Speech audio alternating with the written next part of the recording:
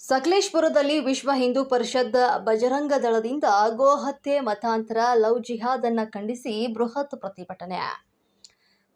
ವಿಶ್ವ ಹಿಂದೂ ಪರಿಷತ್ ಹಾಗೂ ಬಜರಂಗ ದಳ ಸಕಲೇಶಪುರ ತಾಲೂಕು ಘಟಕದ ವತಿಯಿಂದ ಗೋಹತ್ಯೆ ಮತಾಂತರ ಲವ್ ಜಿಹಾದ್ ಅಕ್ರಮ ಬಂಗ್ಲಾ ವಲಸಿಗರ ವಿರುದ್ಧ ಗುರುವಾರ ಬೃಹತ್ ಪ್ರತಿಭಟನೆ ನಡೆಸಲಾಯಿತು.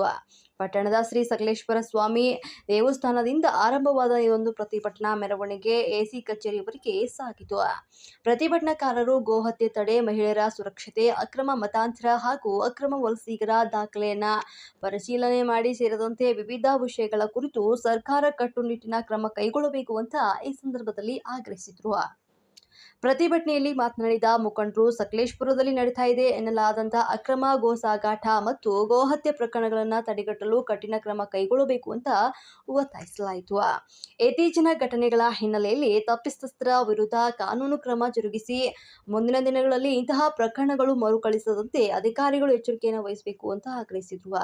ಈ ಸಂದರ್ಭದಲ್ಲಿ ಪ್ರತಿಭಟನೆಯ ವಿಶ್ವ ಹಿಂದೂ ಪರಿಷತ್ ವಿಭಾಗ ಕಾರ್ಯದರ್ಶಿ ಮೈಫಾಲ್, ಜಿಲ್ಲಾ ಕಾರ್ಯದರ್ಶಿ ಹರೀಶ್ ಕರಡಿಗಾಲ್, ಬಾಲಕೃಷ್ಣ, ವಿಜಯಕುಮಾರ್, ಹಿಂದೂ ಹಿತರಕ್ಷಣಾ ವೇದಿಕೆಯ ಮುಖಂಡರಾದಂತಹ ರಘು ಸಕಲೇಶಪುರ, ಕೌಶಿಕ್, ಬಜರಂಗ ದಳದ ವಿಷ್ಣು, ಸೃಜನ್, ರಘು ಬಾಳೆಗದ್ದೆ ಮತ್ತು ಬಿಜೆಪಿ ಅಧ್ಯಕ್ಷ, ತಾಲೂಕು ಅಧ್ಯಕ್ಷ ಒಳಲಹಳ್ಳಿ ಅಶ್ವಥ್ ಮತ್ತು ಆರ್ಎಸ್ಎಸ್ ಪ್ರಮುಖರಾದಂತಹ ಸತ್ಯನಾರಾಯಣ ಗುಪ್ತ, ನಂದನ, ಸಂಘಟನೆಯ ಪದಾಧಿಕಾರಿಗಳು, ಪ್ರಮುಖರು ಹಾಗೂ ಕಾರ್ಯಕರ್ತರು ಭಾಗವಹಿಸಿದ್ರು. ನನ್ನ ಪ್ರಶ್ನೆ ಏನು ಅಂತ ಹೇಳಿದ್ರೆ, ನೀವು RSS ನ ನೋಂದಣಿ ಪತ್ರವನ್ನ ಕೇಳ್ತೀರಾ, ಆ ನೋಂದಣಿ ಪತ್ರವನ್ನ ನಾವು ಯಾವ ರೀತಿ ಯಾರಿಗೆ ತಲುಪಿಸ್ಬೇಕು, ಹೇಗೆ ತಲುಪಿಸ್ಬೇಕು ಅದು ತಲುಪಿಸಾಗಿದೆ. 1947ರಿಂದ 49ರಲ್ಲಿ ಸಂಘದ ಸಂವಿಧಾನವನ್ನ ಕೊಟ್ಟಾಗಿದೆ. ಇವತ್ತು RSS ನೋಂದಣಿ ಯಾವ ರೀತಿ ಮಾಡಬೇಕು ಅದು RSS ಸಂಘಟನೆಗೆ ಬಿಟ್ಟಿದ್ದು.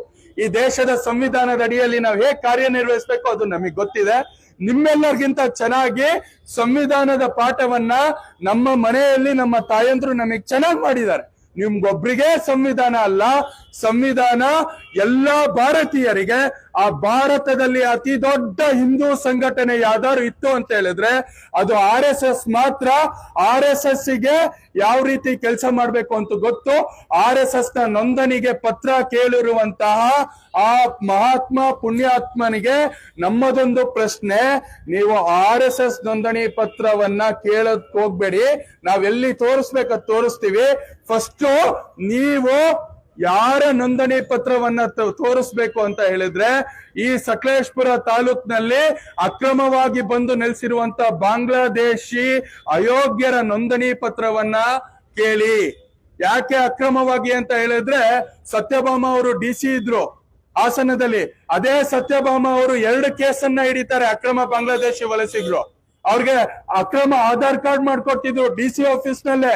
ಅವರೆಲ್ಲ ಬಂದು ಎಲ್ಲಿದ್ದಾರೆ ಅಂತ ಹೇಳಿದ್ರೆ ಇಲ್ಲೇ ಸಕಲೇಶಪುರದ ಎಸ್ಟೇಟ್ ಗಳಲ್ಲಿ ಇದ್ದಾರೆ.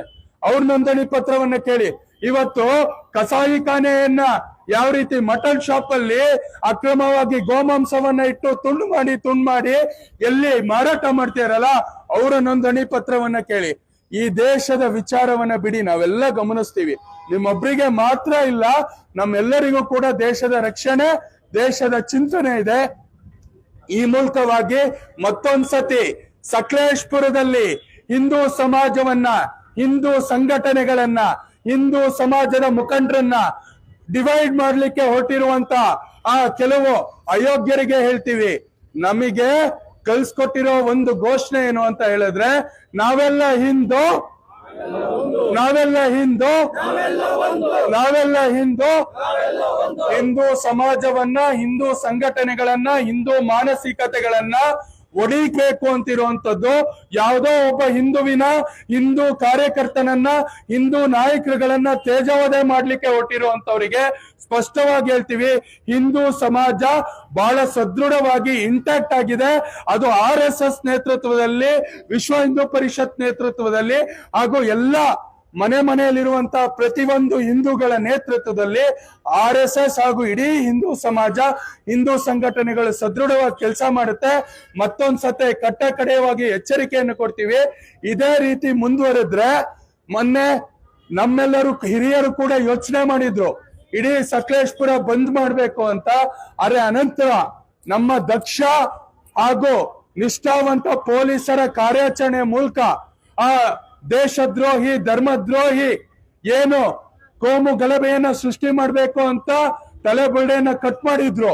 ನಮ್ಮ ಸಕಲೇಶ್ಪುರದ ಪೊಲೀಸರು ಅರ್ಧ ದಿನದ ಕಾರ್ಯಾಚರಣೆಯಲ್ಲಿ ಆ ಒಂದು ಅಯೋಗ್ಯರ, ಆ ಒಂದು ಉಗ್ರಗಾಮಿಗಳ ಎಡೆಮುರಿಯನ್ನ ಕಟ್ಟಿದ್ರು.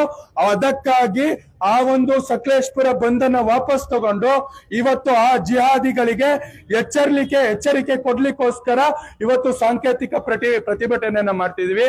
ಮುಂದೆ ಇದೇ ರೀತಿ ನೀವೇನಾದ್ರು ಮುಂದುವರಿಸ್ಕೊಂಡು ಹೋಯ್ತು ಅಂತ ಹೇಳಿದ್ರೆ ದೊಡ್ಡ ಮಟ್ಟದಲ್ಲಿ ಸಕಲೇಶ್ಪುರ ಮತ್ತು ಆಲೂರನ್ನ ಸೇರಿಸಿ ಇಡೀ ಮಲೆನಾಡು ಭಾಗ ಏನಿದೆ, ನಾವೊಂದು 25-30 ಸಾವಿರ ಹಿಂದೂ ಸಮಾಜವನ್ನ ಒಟ್ಟಿಗೆ ಸೇರಿಸಿ ಹಿಂದೂ ಸಂಗಮದ ಶಕ್ತಿ ಏನು ಅಂತ ತೋರಿಸ್ಬೇಕಾಗತ್ತೆ. ಇದು ಕಡೆ ಎಚ್ಚರಿಕೆ.